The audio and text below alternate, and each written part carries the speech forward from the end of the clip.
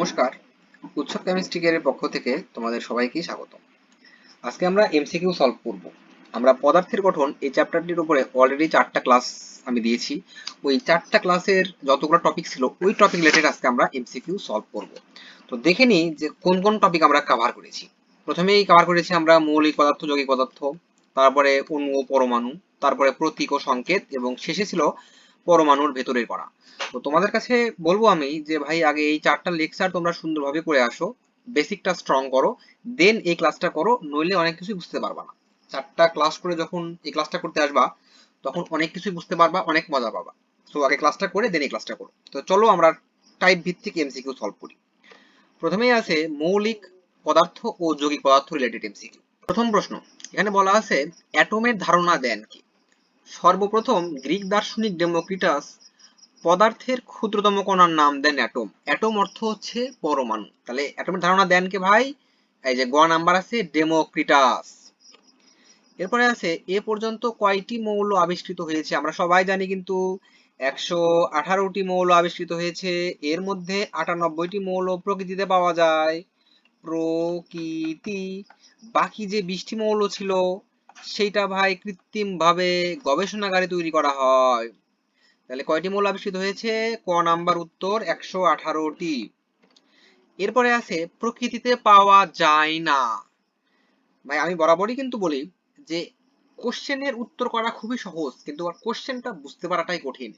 এখানে বলা আছে কিন্তু পাওয়া যায় না। পাওয়া যায় কয়টি মৌল? পাওয়া যায় 98টি মৌল। তাহলে পাওয়া যায় না কয়টি মৌল? 20টি মৌল। তাহলে পাওয়া যায় না কয়টি? 20টি। এরপরে আছে প্রকৃতিতে পাওয়া যায় এমন মৌলের সংখ্যা কয়টি? প্রকৃতিতে পাওয়া যায় 98টি। মানব দেহে কত ধরনের মৌল পাওয়া যায়? ভাই এই কোশ্চেনটা যে কতবার বোর্ডে আসছে, শুধু বোর্ড না ভাই, বিভিন্ন school, cantonment school college, cadet college, সবগুলাতে ভাই একাধিকবার আসা কোশ্চেন। এই কোশ্চেনটা ভাই ভালো করে বুঝতে হবে।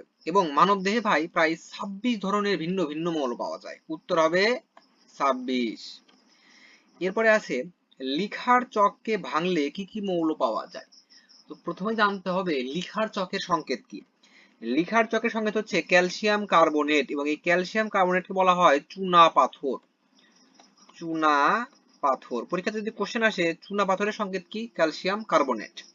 তাহলে এই লিখার চকের সংকেতের মধ্যে কি কি আছে? ক্যালসিয়াম আছে, কার্বন আছে, এন্ড অক্সিজেন আছে। এই যে খ নাম্বারে দেখেন ক্যালসিয়াম, কার্বন এবং অক্সিজেন। উত্তর হবে কোনটা? খ নাম্বার। এখন আমরা সলভ করব পরমাণু ও অণু থেকে আসা কোশ্চেন। প্রথমেই বলা আছে মৌলিক পদার্থের ক্ষুদ্রতম কণা কোনটি? মৌলিক পদার্থের ক্ষুদ্রতম কণা ভাই পরমাণু। আর যদি বলতো যৌগিক পদার্থের ক্ষুদ্রতম কণা কোনটি, তাহলে আসতো অণু। আর একটা কথা, আমি ভাই প্রত্যেকটা এমসিকিউই একদমই বেসিক থেকে সলভ করছি, ঠিক আছে? তো টেনশন করার কোনো প্রয়োজনই নাই। এই দেখেন সবচাইতে গুরুত্বপূর্ণ দুটো টাইপ আসছে। এখানে বলা আছে ভাই টু ও মানে টু অক্সিজেন এর মানে কি? এই কোশ্চেনের উত্তর দেওয়ার জন্য আমাদের একটা জিনিস জানতে হবে, দুইটা কথা মনে রাখতে হবে। একটা হচ্ছে কোন প্রতীকের বাম পাশে সংখ্যা থাকলে তা দিয়ে পরমাণু বোঝায়, এবং যখন কোন প্রতীকের নিচে ডান পাশে সংখ্যা থাকে সেটা দিয়ে অণু বোঝায়। তাহলে কি বললাম ভাই? একটা কথা হচ্ছে যে কোন প্রতীকের বাম পাশে যদি সংখ্যা থাকে সেটা দিয়ে পরমাণু বোঝায়, আর ডান পাশে সংখ্যা থাকলে নিচে সেটাকে বলা হয় অণু। এখন একটা এই যে এটা ধরেন অক্সিজেন অণু দেওয়া আছে, এই যে এই পাশটা হচ্ছে ভাই বাম আর এই পাশটা হচ্ছে ডান, তাই না? তো এখানে আছে 2O, তার মানে বাম পাশে সংখ্যা আছে, বাম পাশে সংখ্যা আছে, তাই না? বাম পাশে আছে 2। বাম পাশে থাকা মানে কি? বাম পাশে সংখ্যা থাকলে সেটা দ্বারা পরমাণু বোঝায়। তাহলে কয়টা পরমাণু হবে? 2 আছে, 2টা পরমাণু। 3 থাকলে 3টা পরমাণু। তাহলে এটা 2O এর অর্থ হলো অক্সিজেনের পরমাণু। কয়টা পরমাণু? 2টা পরমাণু। কোথায় আছে? এই যে গ নাম্বার, অক্সিজেনের 2টা পরমাণু। এরপরে আছে ভাই O2। এই যে এই 2টা ডান পাশে নিচে আছে না, তাহলে এটা কিন্তু অক্সিজেনের অণু। এখন আছে এটা মৌলের অণু না যৌগের অণু ভাই? কোনটি মৌল কোনটি যৌগ এটা তো আমরা জানি। যদি সিঙ্গেল পরমাণু থাকে সেটি মৌল, আর যদি এক বা একাধিক পরমাণু থাকে সেটা বলা হয় মৌল। এখন এটা আছে অক্সিজেন, সিঙ্গেল পরমাণু না, তার মানে এটা মৌল। O2 এটা হচ্ছে অণু, তাহলে কিসের অণু ভাই? এটা মৌল, তাহলে মৌলের অণু। কোথায় আছে মৌলের অণু? ক নাম্বার, মৌলের অণু। এরপরে আছে নাইট্রোজেনের অণুতে কয়টি পরমাণু বিদ্যমান? নাইট্রোজেনের অণুর প্রতীক কি ভাই? নাইট্রোজেনের অণুর প্রতীক হচ্ছে ভাই N2, তাই না? আচ্ছা, তাহলে N2 হচ্ছে নাইট্রোজেনের অণুর প্রতীক। এখন কথা হচ্ছে ভাই N2 কথাটির অর্থ কি জানো? N2 কথাটির অর্থ ভাই এখানে দুইটা নাইট্রোজেন আছে। তাহলে এখানে কয় পরমাণু নাইট্রোজেন আছে? দুই পরমাণু নাইট্রোজেন আছে। তাহলে নাইট্রোজেনের একটি অণুতে কয়টি পরমাণু বিদ্যমান? খ নাম্বার 2। অ্যামোনিয়া হলো NH3। আচ্ছা, প্রথম কথা হচ্ছে ভাই অ্যামোনিয়া কি যৌগ না মৌল? ভাই এখানে একাধিক মৌল আছে, দুইটা মৌল আছে, একটা নাইট্রোজেন একটা হচ্ছে হাইড্রোজেন। তাহলে এটা কি হবে? এটা হবে হচ্ছে যৌগ।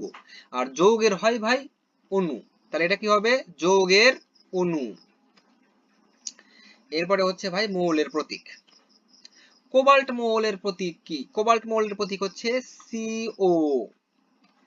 ক্যাডমিয়াম মৌলের প্রতীক কি? Cadmium CD। পটাশিয়াম এর ল্যাটিন নাম কি? পটাশিয়াম মৌলের ল্যাটিন নাম হচ্ছে ক্যালিয়াম। আর পটাশিয়াম মৌলের প্রতীক কি? পটাশিয়াম মৌলের প্রতীক হচ্ছে কে। আচ্ছা, তো মৌলের প্রতীক কেমনে লেখা হয় সেটা আমরা জানি, এবং আমি মৌলের প্রতীক এই চ্যাপ্টারটা মানে এই লেকচারের একটা কথা বলছিলাম যে 11টা মৌলের নাম কিন্তু ভাই ল্যাটিন ভাষা থেকে নেওয়া হয়েছে। তো ওই 11টা মৌলের নাম কিন্তু কষ্ট করে মনে রাখতে হবে। তো তোমরা একটু কষ্ট করে ওই 11টা মৌলের ল্যাটিন নামটা মনে রাখবা। এরপরে আছে লাস্ট টপিক আমাদের পরমাণুর ভেতরের কণা। একটি ইলেকট্রনের প্রকৃত ভর কত? আমরা কিন্তু জানি একটি ইলেকট্রনের ভর কত? 9.11 গুণন 10 টু দি পাওয়ার -28 গ্রাম। যদি আমাদের কেজিতে থাকে তাহলে 1000 দ্বারা ভাগ করব, তাহলে কি আসবে? 9.11 গুণন 10 টু দি পাওয়ার -31 কেজি। সবগুলা গ্রামে আছে, তাহলে কি হবে? 9.11 গুণন মাইনাস 9.11 গুণন 10 টু দি পাওয়ার -28 গ্রাম। কোথায় আছে? এই যে গ নাম্বার। যদি কেজিতে থাকতো তাহলে হয়তো -31। এরপরে আছে একটি নিউটনের প্রকৃত ভর কত? নিউটনের প্রকৃত ভর কি ভাই? 1.673। প্রোটনের ছিল 5, নিউটনের হচ্ছে 673 গুণন 10 টু দি পাওয়ার -24 গ্রাম। যদি কেজিতে নিয়ে যায় তাহলে কি হবে? 1.673 গুণন 10 টু দি পাওয়ার -27 কেজি। সবগুলা গ্রামে আছে, তাহলে 24 হবে। ভাই এখানে আমার টাইপ রাইটার একটু মিস্টেক করছে, যে এখানে আছে 1.673 হবে, টাইপ রাইটার 675 দিছে। তাহলে এই যে 1.673 গুণ 10 টু দি পাওয়ার -24 গ্রাম, এটা হবে রাইট आंसर।